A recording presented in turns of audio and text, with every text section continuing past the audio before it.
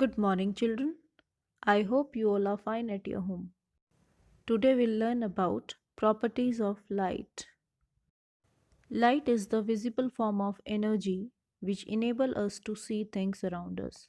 Light travels in a straight line. To understand this, do this activity.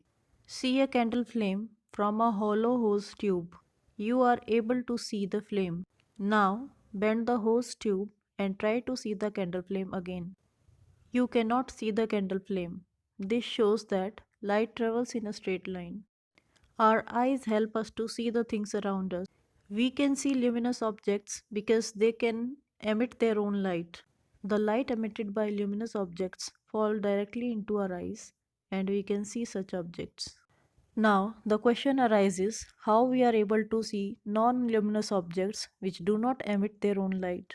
A non-luminous object reflects the light falling on them into our eyes and we are able to see such objects. Look at this picture. The light from the sun is reflected by the notebook into our eyes and we are able to see the notebook. So, here is another property of light that it bounces back when it strikes an object, and this property is known as reflection of light. The next property of light is that it travels faster than sound. During thunderstorm, we see lightning before we hear the thunder sound. This proves that light travels faster than sound. The other property of light is that if an opaque object comes in front of the light source, it creates its shadow on the other side of the light source. As you can see that there is a shadow of a hand in this picture.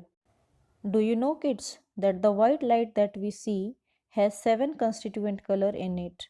We can see all these colors when light passes through a prism or a CD or raindrops.